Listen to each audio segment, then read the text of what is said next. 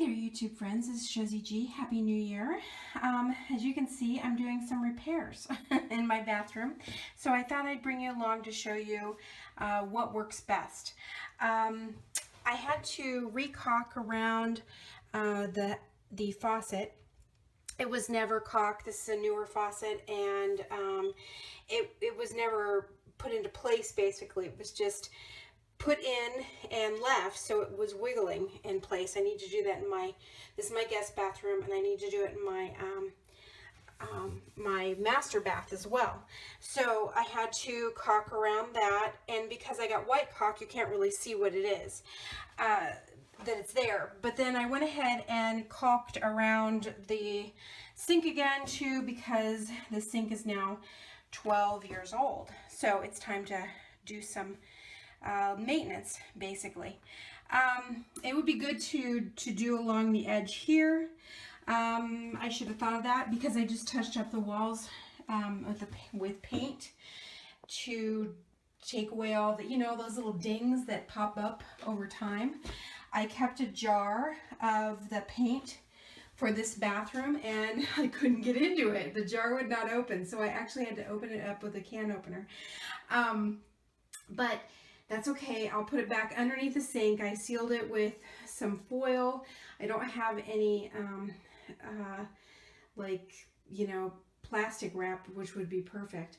But I sealed it with some foil for now, and I'll get some plastic wrap later just to make sure that it doesn't dry out, because it kept in that jar the whole time. It was perfect. And it's been sitting underneath here since this bathroom was painted. Oh, probably 8 years ago. So that's pretty good. Yeah. Okay, so anyway, back to this. Which product do you use? Do you use this little in the tube that's already pre-mixed? You don't have to do anything. Do you use the caulk gun? Or do you use this stuff right here, which is basically spackling? Well, I used this because this is too small of a job for a caulk gun. It sounds bad, didn't it? This is for bigger jobs. Like, I caulked all the way around in the library along the floor line, which I should probably do in here as well to seal, because things get down in there and I can vacuum all I want, but they're still in there. So it's good to caulk around down there and seal it, and then you could paint over it or put a piece of trim work there. Nobody even know. Or you just put the trim work over it, and that would help too, but you wouldn't have to worry about caulking it. But the thing is that trim work is pretty expensive. So in the meantime, a quick fix is to take your caulk gun and go ahead and just caulk that real fast and then paint it out. And then you can take like a piece of like a disinfectant wiper or a paper towel that's dampened, and just smooth along the edge with your finger and in the paper towel and wipe off the excess. So that's what I went with. I went with this because this is too big for this small of a job. And spackling is really only for filling holes. Like if I had, this is a mirror that was put in here, and if I wanted to take it down and fill the hole that, for the nail that it's hanging from, what I would do, oh look, you can see my hand, like here and there, that's cool. Anyway, you would use something like that. You can use toothpaste, white toothpaste as well, but that's like the cheater's way. But if you have spackling, something like this is like, $3 or $4 probably. And you don't need that much. You just stick it on your finger, put it in the hole like that, and you're pretty set to go. You wipe it off and you're done. It's really easy. Okay, so this, you see I made smudges. So you take your rag, which I was talking about. This is like a Clorox wipe, and you go back and you wipe that up. I wanted to wait till it dried a little bit, but it's no big deal. I'm gonna have to wipe it up anyway. And then that way it gives you a nice edge too. I want to wait till it dries a little bit more because I'm smudging it See that? I'm smudging. I don't want to smudge. So that's what I'm going to do. I did go back on here because you can see kind of there's an edge. See that edge? And I cleaned up around the edge a little bit. But again, see it's kind of curling. I don't want that to happen. But I got it off of the chrome or whatever this is made out of because I did not want it sticking to the metal. So I got it off of that. And I got all the way around the edge here. And then I'll just dump this. But it has to dry. I would give it a few hours to really dry nice. And if it's a cold climate or it's damp, there's any moisture in the air, let it dry even that much longer.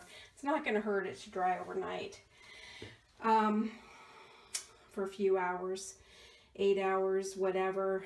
That's perfectly fine. But you want to use the right kind of latex caulk, C-A-U-L-K. You can pick this up at anywhere now. I picked this up at Walmart. You can pick it up at Home Depot, wherever. You don't have to use that much of it.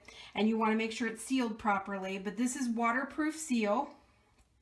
And I wanted white. It's acrylic latex silicone, but I wanted the white because I wanted to see it.